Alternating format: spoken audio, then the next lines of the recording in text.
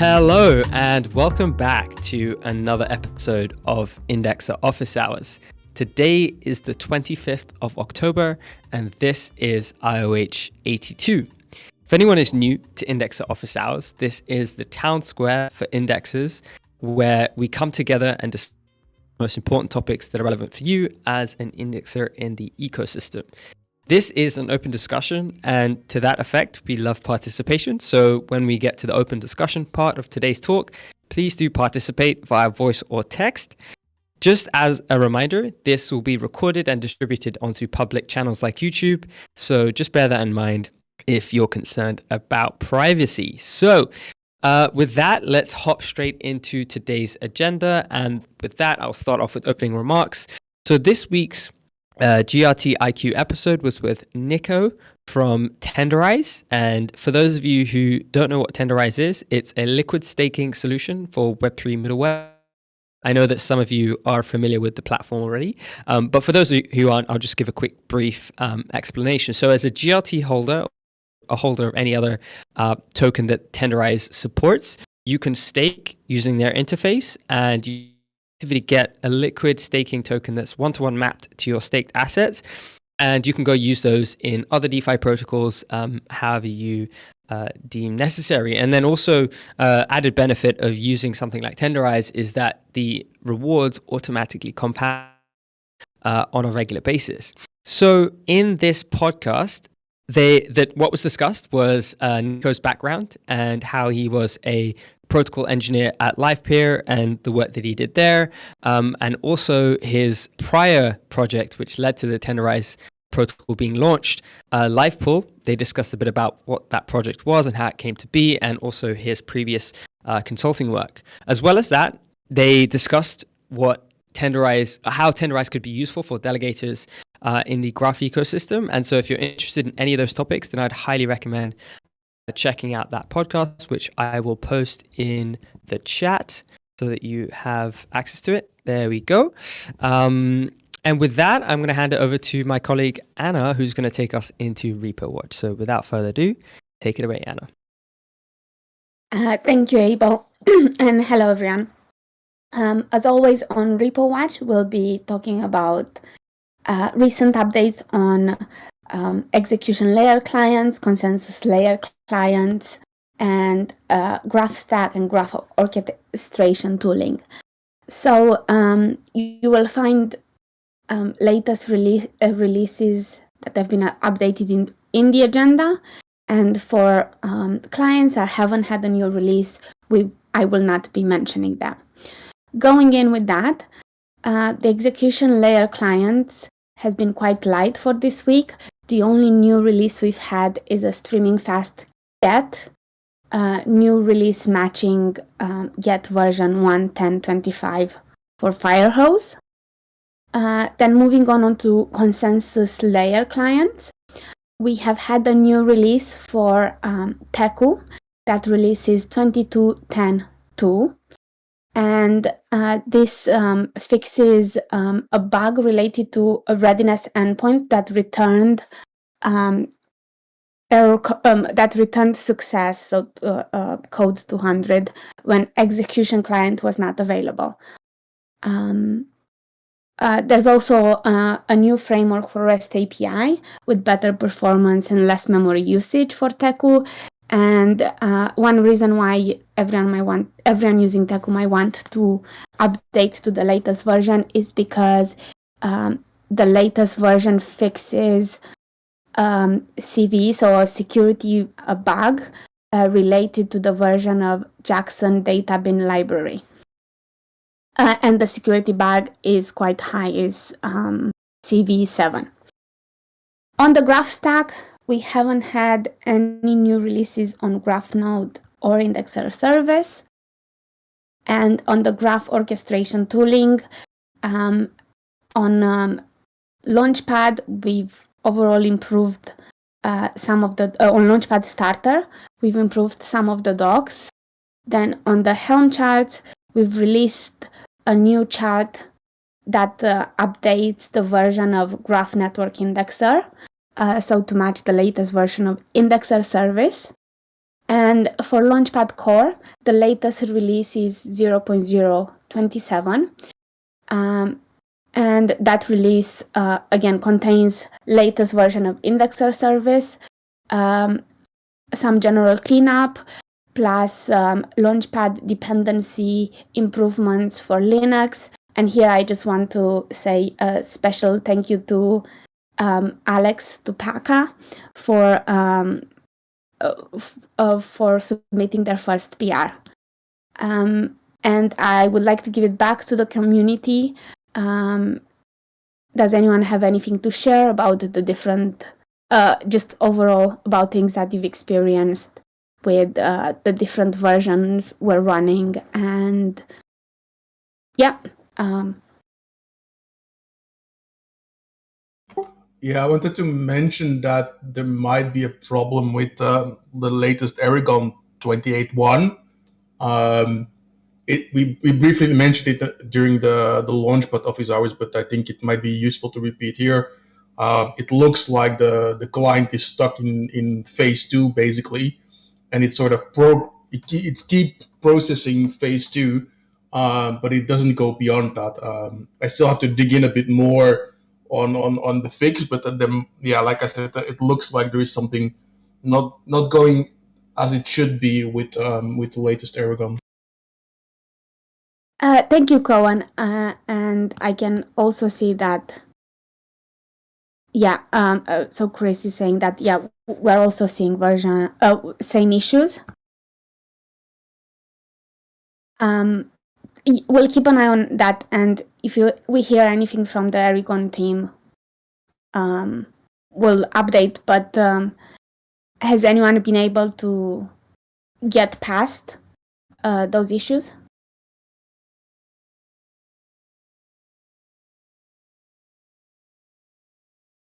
Yeah, I think the other day Chris mentioned a comment that you can do with the integration tool at 𝗨𝗀𝗲 said it. But yeah, the integration tool goes quite low level on the database, so I didn't have the guts to run it yet. I wanted to try first. Have you tried restarting? Have you tried restarting the consensus layer client? So I want to get those out of the way first before I try that. But I think the comment should be somewhere here, either in the grab stage video chat or either in the stage chat itself. I think that Chris shared. Yeah, provide us. Sorry, Anna. Sorry, Chris, you're very quiet. Oh yeah. Oh man. One sec. Sorry. How's that? Is that any better? Much better, yes. All right. Thank you. So yeah, just a brief update on what Cohen was saying. Yeah, one of our mainnet nodes, which is running that version 2.28.1, has just been experiencing all manner of problems. And at least at one point, it was stuck on the header stage 2 that Cohen mentioned. And I've tried all sorts of things. You know, I didn't want to just delete it and resync. I want to try to get to the bottom of it, and tried everything from, restarting clients to like having basically manually deleting the snapshot files and having it re-download those to various integration commands that kind of reset parts of the database. And yeah, that integration, thanks, Cohen actually linked to it in the stage chat. Thanks a lot. That one basically resets a lot of the database to recompute it. It takes a long time, and sadly, I can report that even after running that, it doesn't fix it. So yeah, I think we're just gonna we'll just have to wait for another release. We're due for an 𝗨𝗀𝗀𝗳𝗀 release. It's typically Tuesdays. But if you look at the 𝗨𝗀𝗀 repo at issues posted over the last 7 days, there are a lot. So I think it's known to be a buggy release.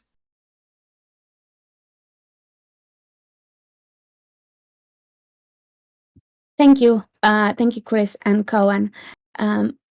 Does anyone else have any comments regarding running all of the different clients or anything they'd like to share before moving on to Protocol Watch?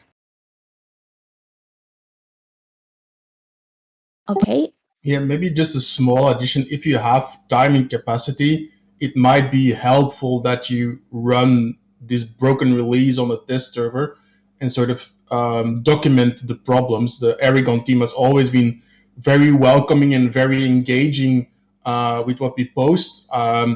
So basically, we can help them help us to get to a better release sooner rather than later. So I would very much recommend that if you have time, that you engage in this process of trying to troubleshoot.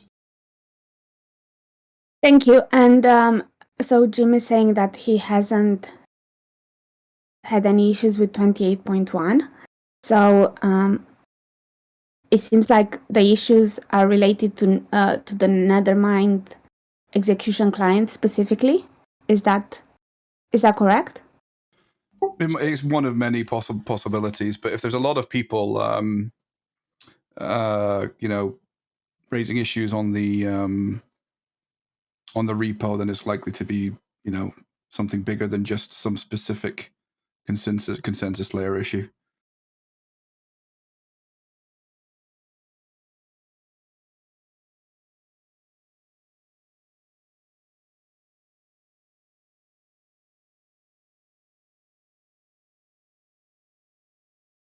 Yeah, Nimbus. Not Nethermind. So yeah, we're running Nimbus as our consensus layer client alongside 𝗟𝗂𝗂𝗂𝗧, which, as far as I can tell, is not the issue. It is not, because mine is running in combination with Prism. At least this one. Awesome. Thanks for sharing, Cohen. All right. Thank you, everyone, for sharing. We'll hand over to Juan for Protocol Watch. Thanks, Anna. Can everyone hear me? Yes. Cool. I was scared for a second. Cool. So we have a few things to cover in Protocol Watch. Going into forum governance, we have it says a GIP, but I'd rather think of it as a proposal in a sense, to remove delegation tax for first-time delegators. This is, I think, a community proposal, so that the first time that you delegate, you don't have the 0.5% tax, but you have on consecutive redelegations. I'm not entirely sure the complexity to actually implement that and if it's actually worth it. But it's a community-driven proposal, so if you are interested in that, please go and show your support. Next up, we have an update in GraphCast. I think Petco mentioned that we're going to go with Waku instead of Streamer, and he gives a few reasons as to why. If you're interested, please go to the thread and give whatever feedback you think it's worth. And then we have GIP 39, which is the curation improvements, or version 1.x, which I think it just refers to the flattening of the bonding curve in the L2. There have been a little bit of a debate regarding if it's possible to actually still keep the side of the query fees working in kind of like a bonding curve way, rather than make it flat, because it eliminates the incentive to be there for longer and kind of like stay in place once you get a kind of like a good position in the bonding curve. I have not actually responded to that, but it's actually quite close to what the idea of principal protected bonding curves was back in the day. But yes, there's like a bit of a debate as to whether that's actually better than flattening the bonding curve or not. If you're interested, again, curation is quite interesting and there's a lot of work going on there. Please do provide some feedback on the thread. Forum research, we have no new updates. Going into the contract repository, we have, again, a lot of PRs open, mostly for audit fixes regarding L2 and L2 related topics. So I'm not going to go into much detail because it's a ton of PRs and also it requires a ton of context. But if you're interested, the full list of the PRs is available in the Notion document. for the network subgraphs, we don't have any new releases since last IOH. And that's pretty much it for Protocol Watch. I'm going to pass it on to April now. Fantastic. Thank you so much. So for today's open discussion, we have two guests who are regular faces at IOH. We have Pedro and we also have Nick, and we are going to be doing a MIPS update / conversation. And the first part of the conversation is going to Pedro, where he takes us into updates around phase 1. So without further ado, Pedro, please step up to the stage and let people know about the updates.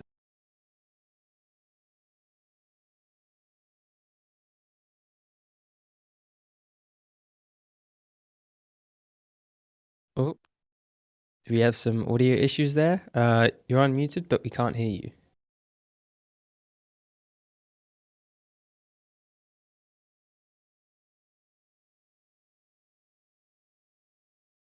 Okay, if you want to type or maybe in or out, oh, we can see a green box.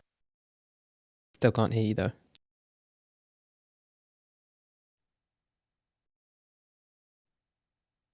Yeah. Okay. Pedro, do you want to try and hop in and out and try and sort out the audio issues? And then in the meantime, we'll go straight into Nick's section where he'll be doing a discussion on the comms reminders, just to let people know about comms in relation to MIPS. So Nick, do you want to unmute and take us into that section? I do. I also want to make sure you can hear me. Yes, we can indeed. So thank you very much, and huge shout out to GraphOps for Indexer office hours and everyone here attending.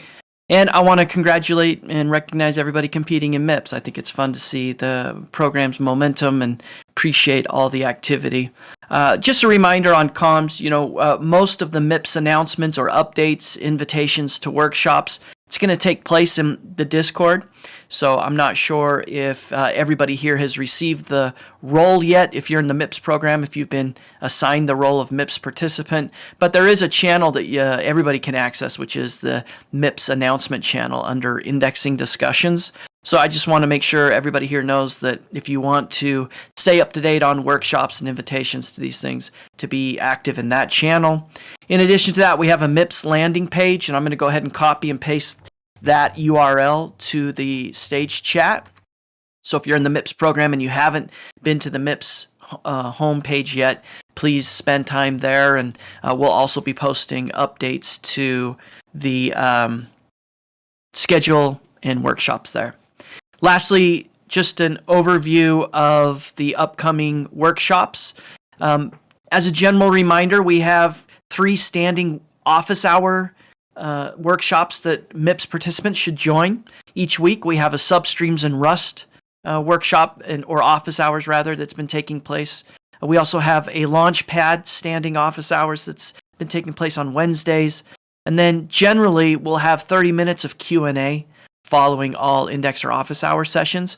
I think we're going to have some Q&A during this one today, so I don't think there will be a 30-minute follow-on for Q&A, but most people are pretty flexible, can stick around if you have very specific questions. So just make mental note that there are 3 ongoing office hours that are available to learn and educate yourself on certain aspects. In addition to that, on November 1st, we'll be posting a workshop for MIPS participants, Disputes and Arbitration Refresher, so keep your eyes open for that. November 8th, we'll be having Indexer Best Practices and Security. November 15th, there are no workshops that week. So the week of November 15th, there are no workshops, but there might be continued office hours as well as Indexer office hours, so just pay attention to the schedule and calendar there. And then on November 22nd and 29th, we're working on some great workshops. One would be Indexer Security, and then one would be profit maximization workshops. So please stay up to date on the calendar and stay active in the channels. Those are my reminders today. Wonderful. Thank you so much, Nick. And I just heard from Pedro in the chat that he might be back with his audio. So Pedro, do you want to give it another go? Yep, I'm here. Is it? Yes, fantastic. We have you. There you go. Amazing. Okay, thank you, Abel. So the update, I mean, I've just shared this in Discord and by email, but I figured we should probably take the time to go a little bit deeper if others have questions. Indeed, we kind of paused mission 2 and 3 right now. The reason for it is purely because we have a new indexer agent release that should make all our lives a lot easier, and that should be the recommended setup to enter this mission 2 and 3. You know, some folks have tried 0.20.4, which was indeed the recommended version, but there was some issues with graph node that required a girly full node. And yeah, it was just not really user friendly. And I mean, it was different people having different issues. So we figured instead of just patching it as a short-term solution, we might as well work on a new release. And yeah, so we're testing now indexer agent, and it should not require graph node to be connected to a girly full node anymore, and everything should be more streamlined. But again, we're still testing things out. So next steps are just give us some more time to go through this proper QA phase, let's say, and then we will be sharing all of the docs, instructions. We'll be working with Bane and also Launchpad to ensure that we have proper docs and instructions on how to set up all of these software components so that you can be ready for mission 2. And fear not, like we will not be sharing girly GRT or girly ETH in the meantime, so that you like even if you manage to set up everything properly with the previous version, it's not like you can get it's not like you can start mission 2 already and, you know, possibly front run other participants. So we're pausing everything really. And once we're sure that this release works well, then we have proper docs, then we'll share the girly block number, which would indicate when mission 2 will start. And a couple hours before that, we will share the tokens you will need to proceed with those missions. I'm thinking that, you know, I don't think we're gonna have to wait too much longer, but yeah, I'm hoping that in less than 24 hours we can share more updates on how to move forward. Really, yeah, I can possibly try to explain a little bit what happened with the other version. Essentially, you might have seen that indexer agent was using the epoch block oracle to fetch the block number when managing allocations or closing them. And then as an extra step, let's say indexer agent was trying to fetch the related block hash from graph node, meaning the block hash for that particular block number from graph node, which would in turn then need to be connected to girly, even if you were not syncing girly subgraphs. So that's no longer a requirement, let's say. Yeah, the indexer agent should not ping graph node for this. Yeah, I guess that's it. The mission, the first mission of this phase 1, where it just ended. We got a bunch of addresses. So yeah, I think we're still deadline, like timeline wise, we're not that far off from the initial plan. But yeah, it is a little bit of a step back. So I know you're eager to get started with the next missions, but I just kindly ask you to give us a little bit more time. All right. Well, there you have it, folks. Those were the updates and reminders in relation to MIPS. It's always good to keep your eye on the ball because, as you have learned, things are changing. So with that, I will bring us into the MIPS Q&A section that has been discussed before. We'll pull it forward. So if anyone has any MIPS-related questions, this is the venue to ask them. So yeah, let's open up for Q&A. I have a few questions. posted to my DMs, which I'm happy to read out. But I also give everyone an opportunity to ask questions here. So I'll keep quiet and allow you guys to ask questions. Hi, Jim here. Pedro, just want to say thank you, first of all. I know you've been working extremely hard in the background, and a bunch of other people have as well, on a lot of this stuff. It reminds me very much of Mission Control, where there's a lot of coding and collaboration and coordination going on in the background that we didn't see. So I just want to say thank you to you and the team for that, first off. Secondly, I wanted to ask you a question about the types of manipulation we might see, or you would expect to see on a sort of open permissionless network like this.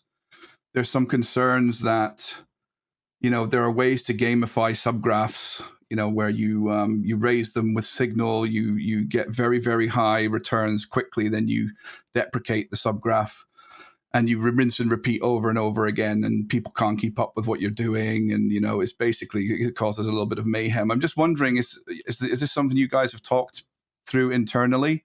Does that stuff matter, do you think, in the way you're going to be marking this phase, or this competitive phase of the testnet?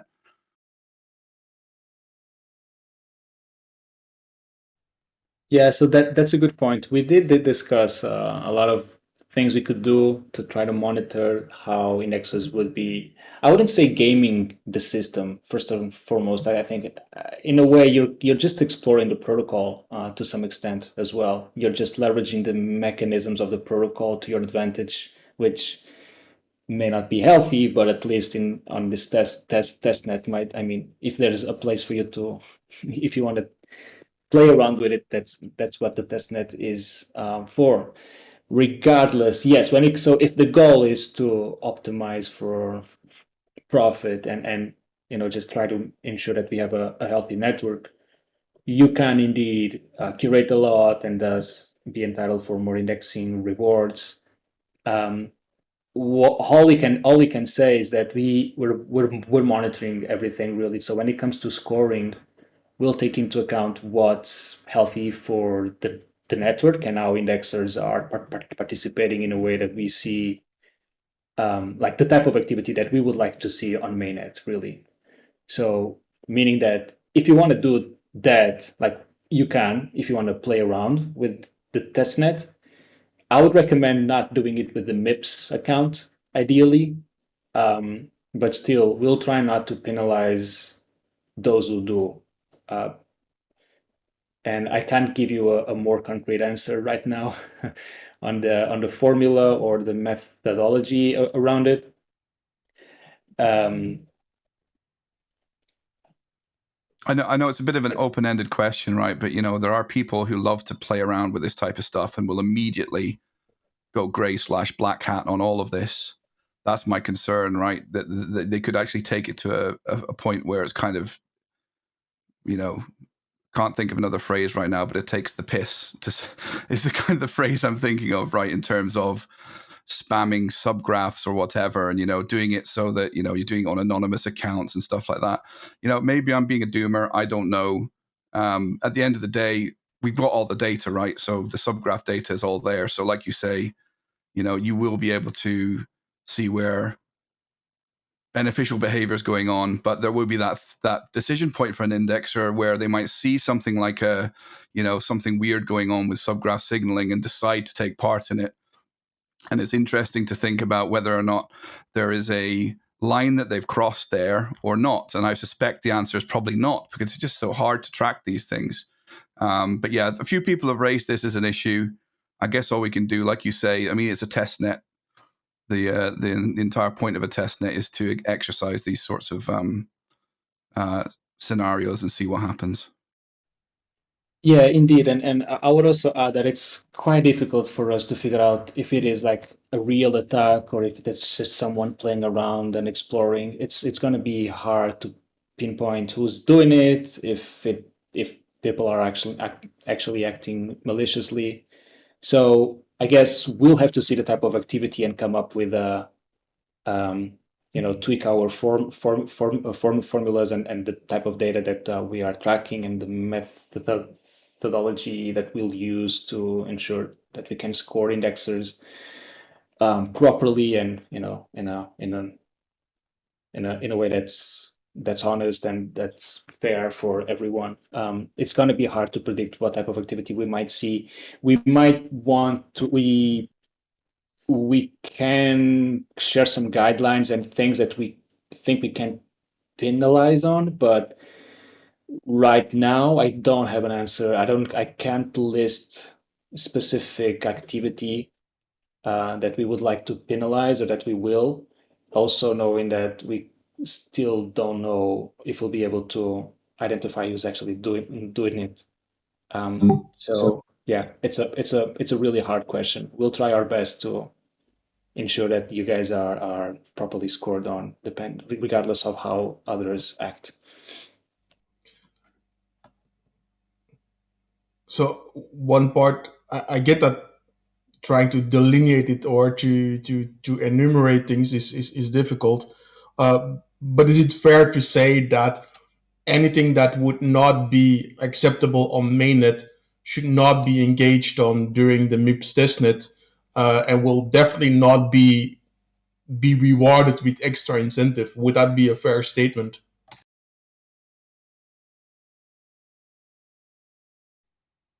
Yeah, like I said, we do want what we want to see here with the program is honest participants, indexers taking action in a way that's healthy for the whole network. And so, yeah, that we can do.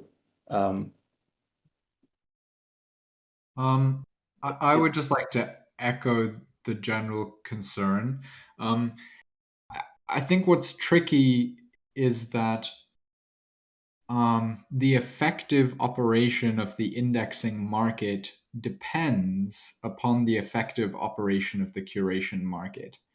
And if the only participants that are generally impacting the curation market, right, in absence of real curation activity, the only participants driving that market are indexers. And so you kind of start to get a system that it's just a bit perverse, and it doesn't really reflect mainnet or even the types of effort that you could go into securing a large amount of rewards or even query fees by manipulating the curation market might be quite large. And like generally those types of activities are just not feasible on mainnet, so they're a waste of time for mainnet indexers. And yeah, I do recognize that it's tricky though, because we cannot really hope to detect market manipulation in a permissionless network. But at the same time, I feel like unless there's a stronger position moving forward, then expecting the testnet to reflect mainnet conditions is not a reasonable expectation. And the other thing I would say is that Pedro, when you say honest behavior or good behavior, I think you and I would probably agree on what a lot of that means. But in absence of a definition that everyone can agree on, it kind of gets very hazy. And so I think, any clarity that can be provided will go a long way to, providing clarity for participants. And kind of, I feel like if we get into murky waters, then it's inevitably those that skirt the line that benefit, right? Because of that lack of clarity.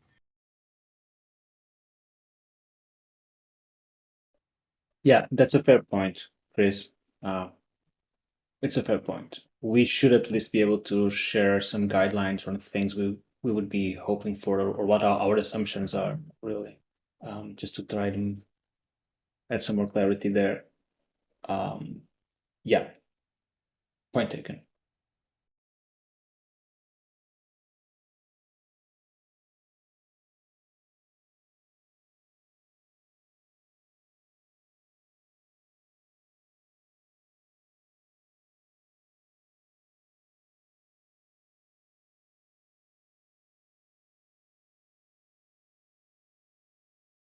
Yeah, I find my mind going into solutionizing mode.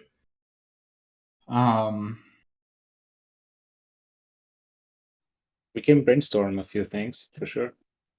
What about Signal? I mean, to me, like, I feel like if the objective is QoS, and we want indexers to be focused on activities that will, optimize for QoS as indexers. I kind of think you want to shut the whole curation market down, and that could even mean deploying a slightly tweaked version of the curation contracts that basically make curation a privileged thing. And then, the foundation or whoever is operating the MIPS testnet can basically configure a static curation scenario that everybody is subject to and can't really gamify. And then, indexers can compete on based purely on indexing QoS. But that is obviously, a big step from where we are. I mean, Yeah. Go ahead, go on. Yeah, it was actually a different thought already. What about curation? What about exactly, Chris? That's what I'm talking about. Like blow everybody else out of the water, and make sure the faucets are off and everything. And the only way I can think that somebody could then get a lot of GRTs if they've managed to signal underneath the big signal, if that makes sense, right, on the bonding curve. Yeah. Yeah, I mean, even still, if someone is, or if we are able to just mint, 1 trillion, as you mentioned, GRT, even if the faucets were still on, and someone were to get their 100,000 every week as the faucet allows, their actions won't necessarily it just won't move the needle enough for it to be gamified. That was one of the things I was thinking during the original mission control. We had basically a different GRT contract for, I think, for every phase. So I understand that it potentially needs modifying the agent. But if the GRT on the MIPS network is just limited to whatever is distributed by the foundation, would we already not be able to exclude some or a lot of the potential loopholes where the GRT that we are working with is not the same GRT that is coming from the faucet, and the faucet that would allow for anonymous things, where if everything comes from the foundation only on a different contract, there might be a lot of loopholes that already get closed.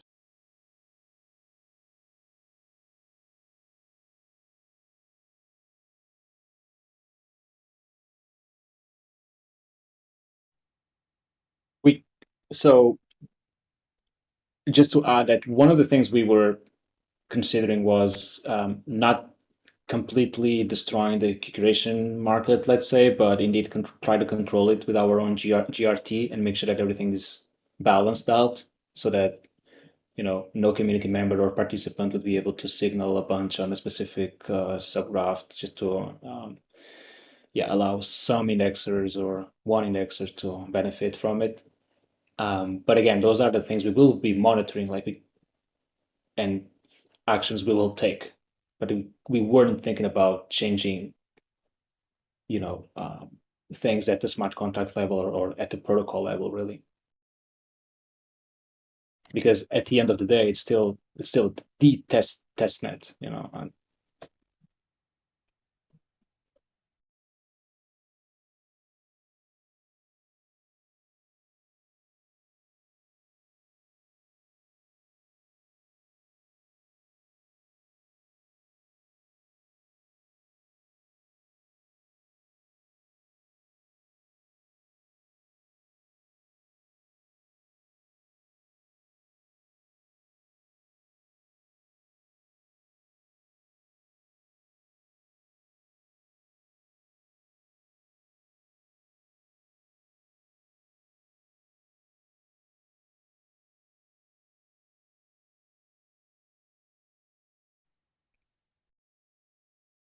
Yeah, that makes sense, Derek.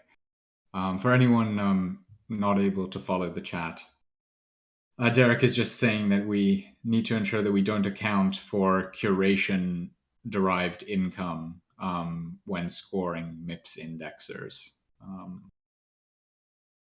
Yeah, because even with a small amount of GRT in the curation market, you could, still extract additional income.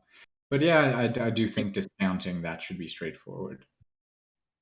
Yeah, like I mentioned before, like the scoring itself will not just be based on indexing rewards. The whole point of the MIPS program is just to ensure that we have a good amount of quality indexers serving noses before we go mainnet. It just will giving time for newcomers to play around with the protocol and figure out what that means. Yeah, how everything plays out really. And obviously, if you're not able to serve queries, and we could probably not be able to monitor QoS, but again, yeah, we have plenty of data to work with, and yeah, we can control a few things. So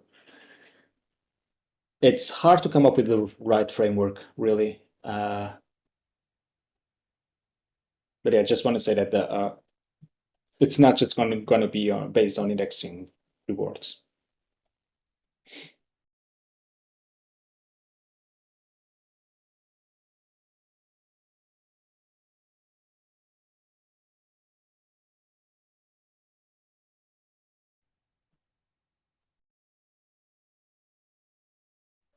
Zigzag, feel free to ask your questions right away. Don't feel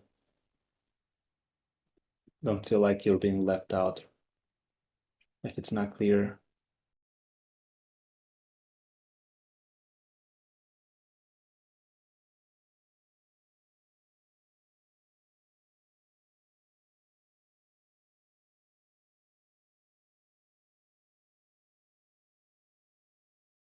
I guess we're just figuring out how to ensure that MIPS as a program creates the most value that like we really want. And so like I guess I would say that we're discussing. So I'm sure you know that the Graph protocol has multiple stakeholders like indexers and delegators and curators. And obviously they all work together to make the protocol work. And obviously on the mainnet, where there are real incentives, like there are active curators and delegators and indexers, and like the whole system can work together. Whereas on this testnet, we're all here as indexers, but we don't really have those other independent, healthy, functioning parts of the market. And we could proceed, but it just means that those parts of the market could kind of, just mean that MIPS isn't as useful as it could be. And so if we can kind of, take those other parts of the market out of the equation and just have everybody focus on being a good indexer, then it would just, it will create the value that we're, I think, as an ecosystem looking for out of the program. I hope that kind of makes sense. Can you hear me now? Yes. Oh, yeah, I have a proposition regarding to the fact that, so there are talks that there would be no curation at some point or no indexing rewards. And I just wonder what would be the incentive for indexer to go to a new subgraph that was just launched during the MIPS program that has basically no query fees at the beginning. Indexers do not know whether there would be any query fees or not. And in case when there would be no query fees, so basically indexer would lose their initial allocation and would be unable to go back there and would not earn anything. So the incentives to move for indexer are less if we eliminate curation at all. And that's why I actually agree more with the manipulated curation by the MIPS organizers, or by the graph itself. I think that's reasonable to say if there was only traffic being generated, or it was only possible to generate traffic on the testnet for the subgraphs that were part of the scoring program. But it is, it's possible for any participant to generate query traffic on the testnet for any subgraph that they publish. And at that point, I think what you were saying breaks down a little bit.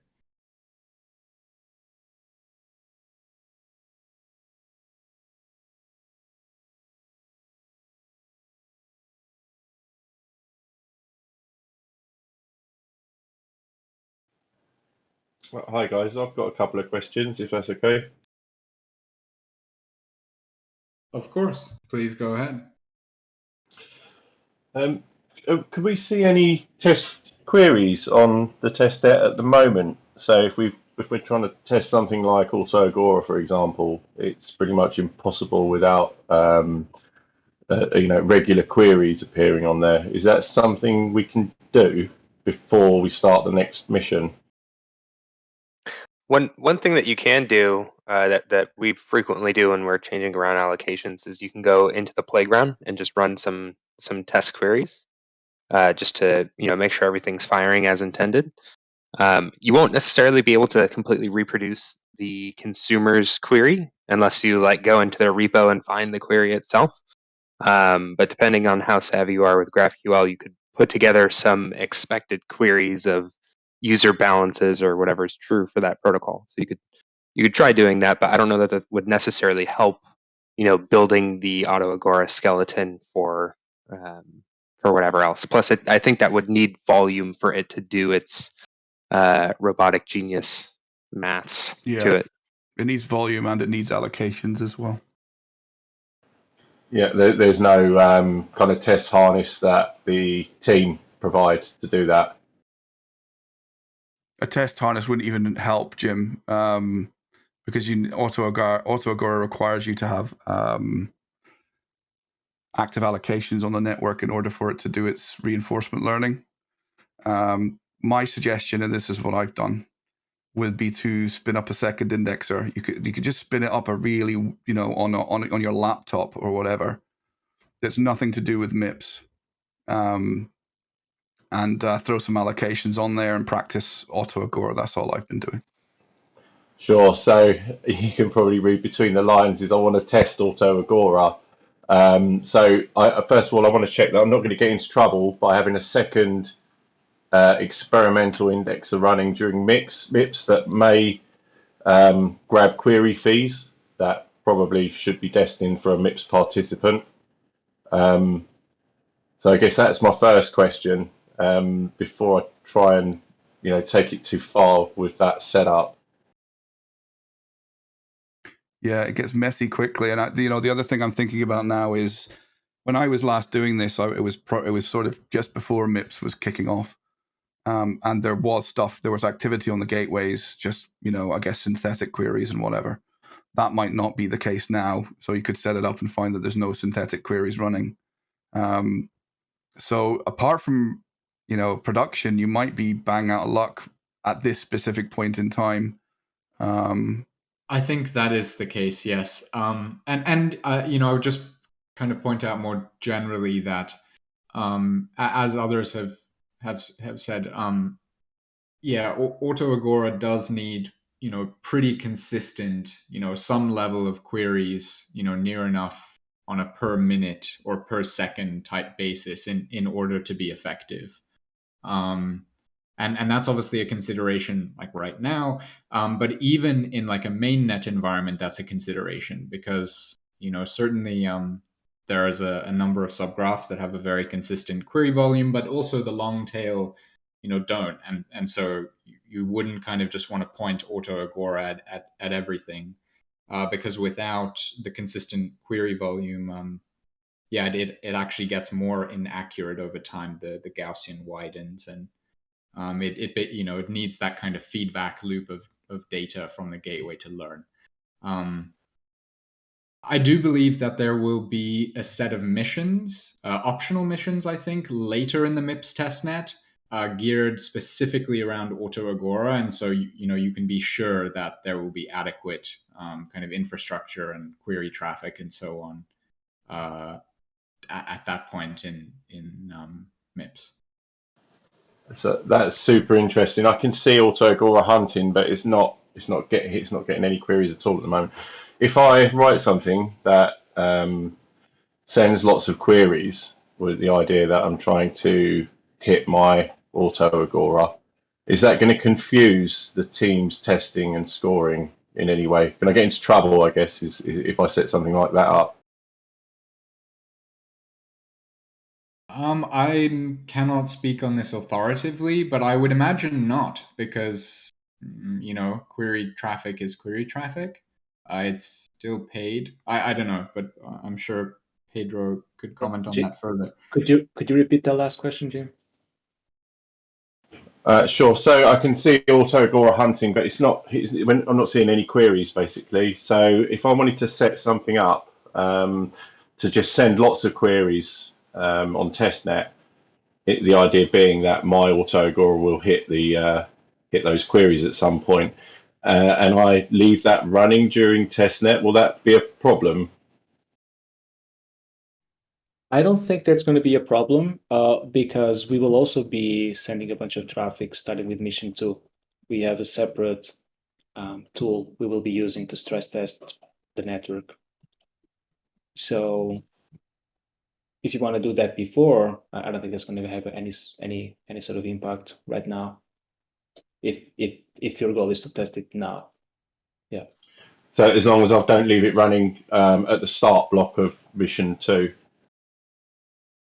I also, sorry, I just want to point something out, Big Jim, which is I guess AutoAgora has 2 modes. There's the default mode, which kind of tracks the optimal market price, and then there's the kind of additional modes that build query skeletons and so on. So I don't know if you're wanting to test more of the query skeleton stuff, in which case your plan, I think is viable.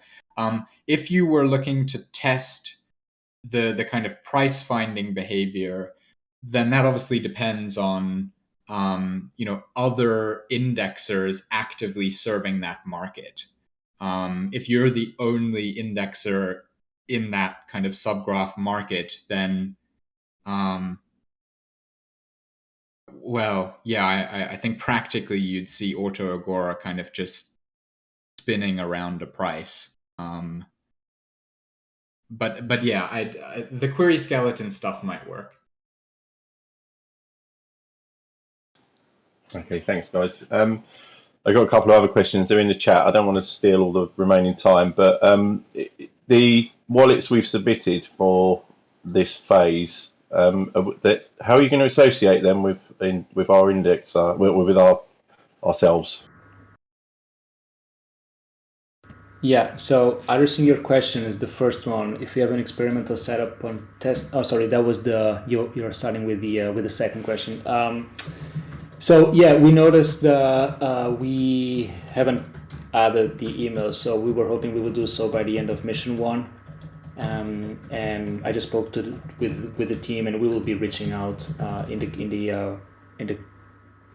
the next couple hours, I believe, with a very quick form, so that you can share the essentially the email you've used when signing up for the program and the address you've just shared during mission 1. So yeah, stay tuned. We will share this via email. On the I think we covered the first question. The last one, again, that's the sort of information I want to add to the Notion page, just to get more clarity there. So yeah, I will update it. We'll give it a more deeper thought on what it is that we want to see, and add it to the Notion page. What will, if there's anything that will penalize you, we'll ensure that it's properly documented in that phase 1 Notion page. But again, it's not part of the mission. We're not actively asking indexers to create subgraphs and curate on them. Like, we're not asking for that. So yeah, but we will write it down. Thanks, Pedro.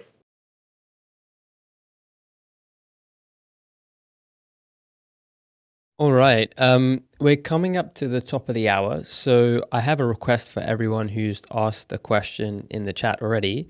If you could repost your question, in the chat, just so we can bubble it back up, seeing as tons of chat has been happening. That'd be great, and then we can see if we could do some rapid fire. And meanwhile, while people are doing that, I have two questions. So one is, Cohen and I have been DMing, and Cohen, I want to give you the opportunity to ask the question on live stage here in relation to, I believe, an error that you're having. So yeah, feel free to ask that if it hasn't been handled already. What? I'm a bit lost. The envelope expired stuff. Is that what you're referring to? Correct. Yeah. Yeah, I've been trying to sort it out with Pedro. I guess it will soon be resolved. Okay. All right. Well, we'll leave that there. And then another question that's come through is someone who let's see, didn't submit the necessary documents at the specific deadlines, but they asked if at this stage if it's possible to pass KYC and sign the MIPS agreement. So effectively, is it too late to join the program at this stage, or not? We've had the deadlines. The short answer is yes, it is too late. Got it. We'll relay that information. Cool. Well, let's see F in the chat. Indeed. Just to be clear, sure. sorry, let me just be clear. Sure. That applies only to those who have not signed up initially, meaning that if we still have some open processes, we'll still be obviously working on resolving everything. Perfect. Appreciate the clarification. That's always important. Okay, looks like Sergey has asked the question, and it looks like Jim has answered it, which is great. Thanks for getting onto that, Jim. So I don't see any other questions that have been reposted. So is it fair to make the assumption that all the other questions have been answered? If not, please do type in the chat or unmute your mic so that we can make sure that your question gets answered before we wrap today's conversation.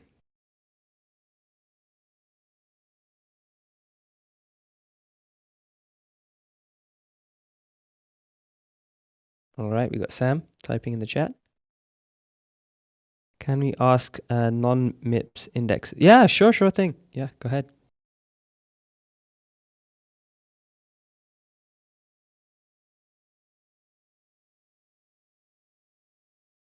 Feel free to ask the question in chat or voice.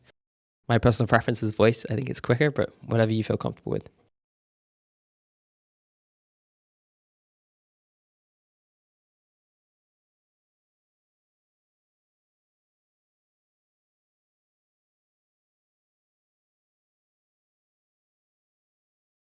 Okay. Yeah, no worries. Feel free to just type away. And this goes for anyone else who has questions as we come into the final section of today's talk. And remember, this is any sort of questions, right? Like, we're at the end of the conversation. So anything is on the cards within reason, of course.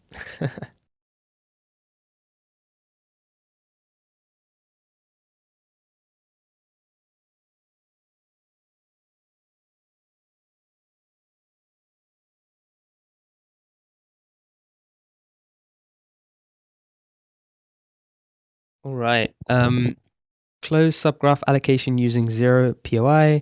I've tried a few times reopening that allocation to that same live peer subgraph, but cannot get it.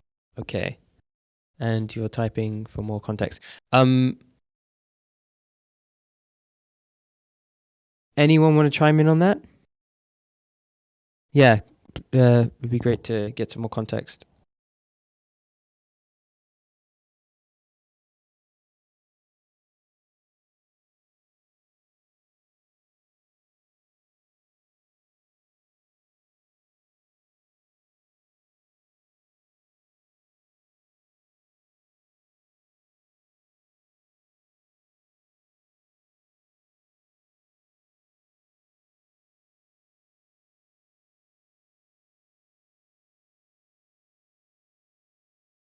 All right. Seems like Sam's going to try and figure out voice. Good stuff. It's always good. Thanks for providing additional context there, Sergey.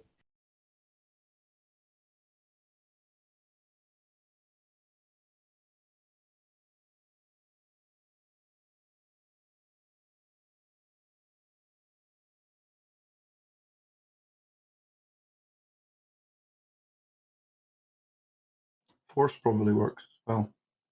With, I don't know if that's just an action queue thing, but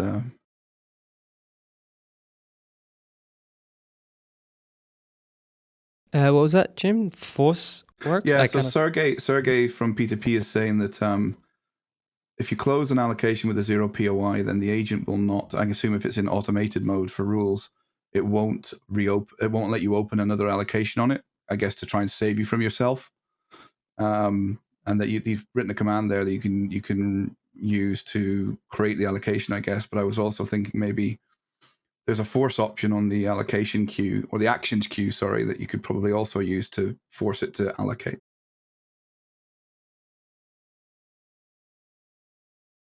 Ah, I didn't know that. Yeah, see there. Hope's got my back. Nice. Yeah, good to know. I didn't know that.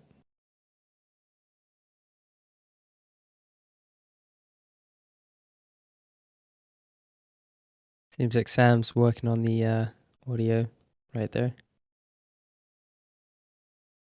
Yeah, push to talk is a tricky one. I've been there.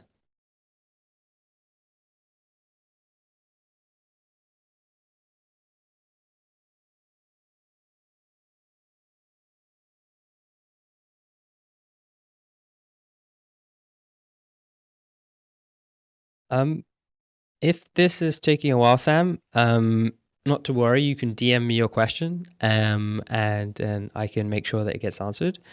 Okay, work on getting it solved for next. Okay, cool. All right, perfect. Amazing.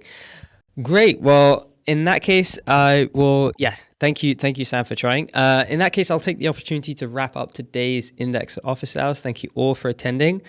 This was an engaging and interesting conversation. I certainly learned a few things. So thank you all for sharing, and we look forward to having you again next week, where we get into more index-related topics.